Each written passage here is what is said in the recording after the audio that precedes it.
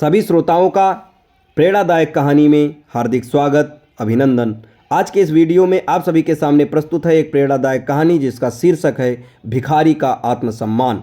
बढ़ते हैं कहानी की तरफ। एक भिखारी किसी स्टेशन पर पेंसिलों से भरा कटोरा लेकर बैठा हुआ था।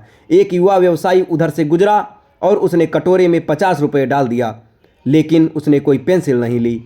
उसके बाद वह ट्रेन में बैठ गया। डिब्बे का दरवाज़ा बंद होने ही वाला था कि अधिकारी एकाएक ट्रेन से उतरकर भिखारी के पास लौटा और कुछ पेंसिलें उठाकर बोला, मैं कुछ पेंसिल लूँगा, इन पेंसिलों की कीमत है। आखिरकार तुम एक व्यापारी हो और मैं भी। उसके बाद वह युवा तेजी से ट्रेन में चढ़ गया।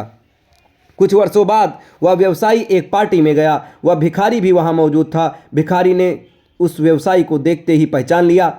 वह उसके पास जाकर बोला, आप शायद मुझे नहीं पहचान रहे हैं, लेकिन मैं आपको पहचानता हूँ।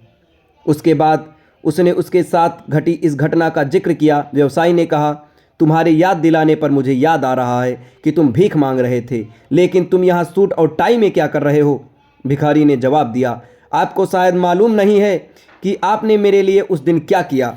मुझ पर दया करके की बजाय मेरे साथ सम्मान के साथ पेश आए। आपने कटोरे से पेंसिल उठाकर कहा, इनकी कीमत है। आखिरकार तुम भी एक व्यापारी हो और मैं भी। आपके जाने के बाद मैंने बहुत सोचा, मैं यहाँ क्या कर रहा हूँ, मैं भीख क्यों मांग रहा हूँ। मैंने अपनी ज़िंदगी को संवारने के लिए कुछ अच्छा काम करने का फैसला किया। मैंने अपना थैला उठाया और घूम घूम कर पेंसिल बेचने लगा। फिर धीरे धीरे मेरा व्यापार बढ़ता गया। मैं कापी, किताब एवं अन्य चीज़ें भी बेचने लगा। आज पूरे शहर में मैं इन चीज़ों का सबसे बड़ा थोक विक्रेता हूँ। मुझे मेरा सम्मान लौटाने के लिए मैं आपका तहे दिल से धन्यवाद देता हूं, क्योंकि उस घटना ने आज मेरा पूरा जीवन बदल डाला है। दोस्तों, आप अपने बारे में आखिर सोचते क्या हैं? खुद के लिए आप क्या राय स्वयं जाहिर करते हैं? क्या आप अपने आप को ठीक तरह से समझ पाते हैं?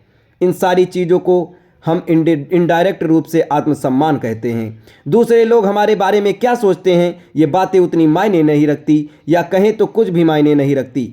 लेकिन आप अपने बारे में क्या राय जाहिर करते हैं, क्या सोचते हैं, ये बात बहुत ही ज़्यादा मायने रखती है। लेकिन एक बात तय है कि हम अपने बारे में जो भी सोचते हैं उसका एहसास जाने अनजाने में दूसरों को भी करा देते हैं, और इसमें कोई भी शक नहीं कि इसी कारण की वजह से दूसरे लोग भी हमारे साथ उसी ढंग से पेश आते हैं। याद रखें कि आत्मसम्मान की वजह से हमारे अंदर प्रेरणा पैदा होती है, या कहें तो हम आत्मप्रेरित होते हैं। इसलिए आवश्यक है कि हम अपने बारे में एक श्रेष्ठ राय बनाएं और आत्मसम्मान से पूर्ण जीवन जिएं।